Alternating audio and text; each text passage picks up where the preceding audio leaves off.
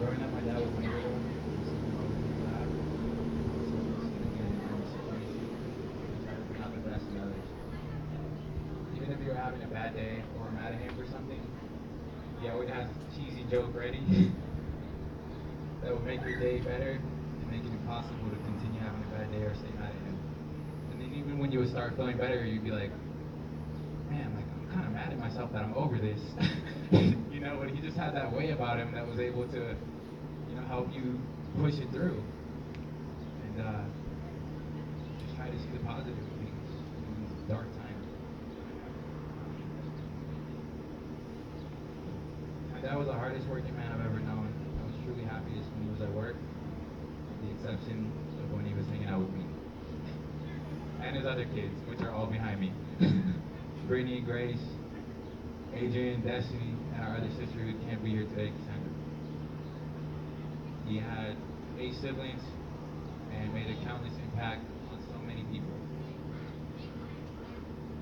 I remember complaining about being bored at work once, and he told me, well, at least you're getting paid to be bored.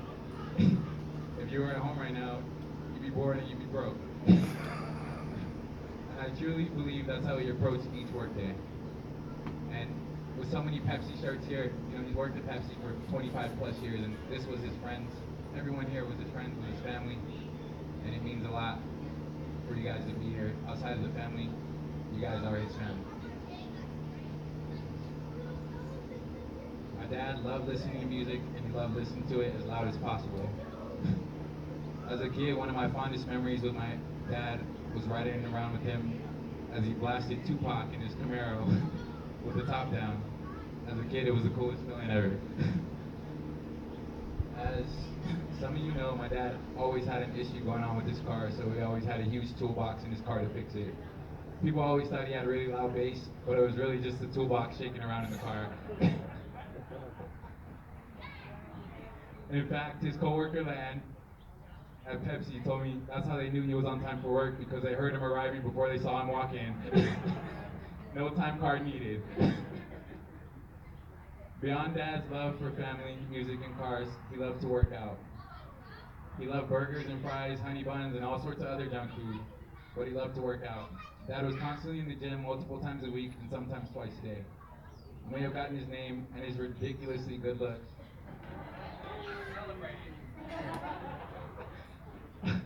But I was never able to do the gym more than 2 days before I canceled my membership. Even until the end, it was so hard to believe that he was sick because he was still buff and built. Like seeing him and visiting him in the hospital, he was strong. That's usually not when you see people, who are going through it. So, he was committed to his workout to the last second that he could be. In fact, me and his brother, Uncle Calvin, we were having the troubles cleaning out his apartment, lifting a 60 or 80 pound weight. I'm like, dang, 20 is my max, like, but we somehow got it. um, my dad was a man of faith, and through it all, he gave thanks to Jesus when things were good and turned to God in times of need. Although Dad is no longer physically with us, I believe he is watching over us, and his spirit is with us now. Dad, you're finally free and at peace, and you're with your mom, who is also my grandma. Dad, we will forever miss you. We love you, and we will forever cherish the good times that we've had with you. Thank you, guys.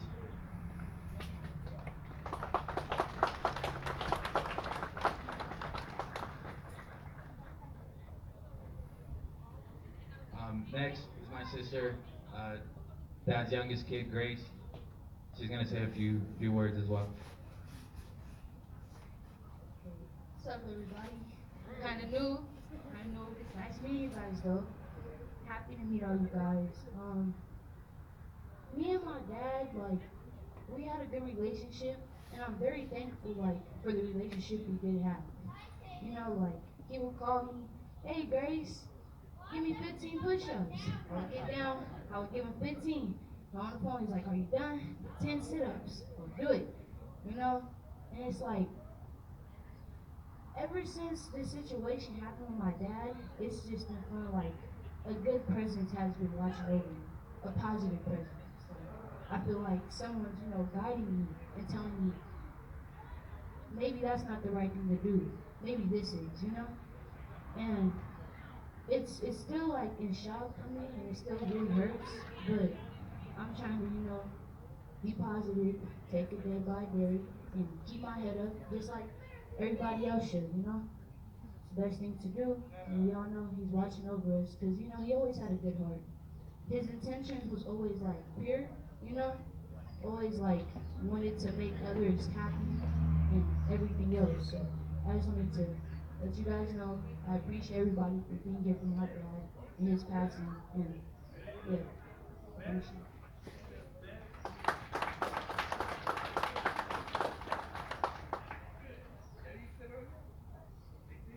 Alright, so next is his oldest daughter, Adrian, and she'd like to say a few words about her dad as well. Hi, my name is Adrian. I'm his oldest. Um, this is my childhood back to my dad.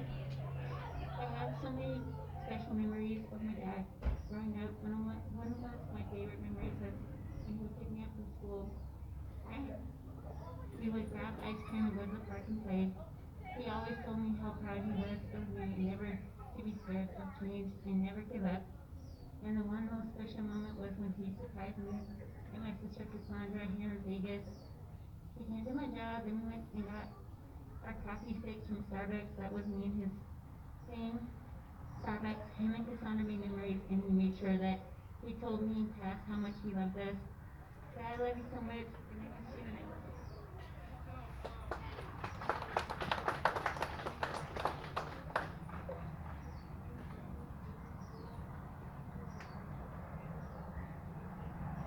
I'm gonna go ahead and read the poem.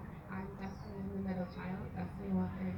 I'm upstate New York. We traveled here, and touching down in LA was tough. I hadn't been here since I was here with my dad. And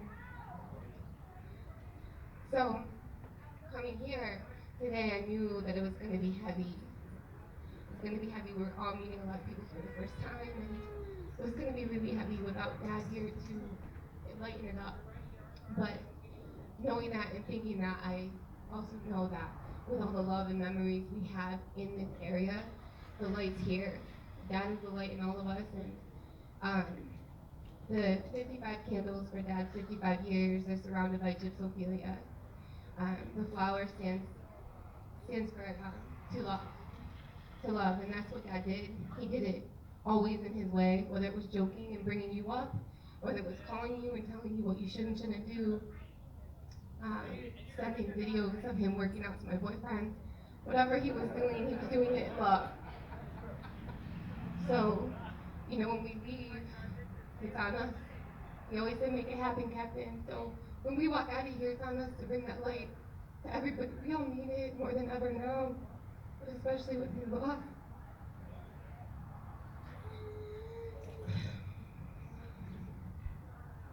God saw you getting tired, and a cure was not to be.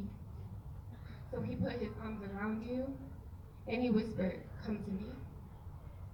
With tearful eyes we watched you as you slowly slipped away, and though we loved you dearly, we couldn't make you stay. Your golden heart stopped beating, your tired hands put to rest.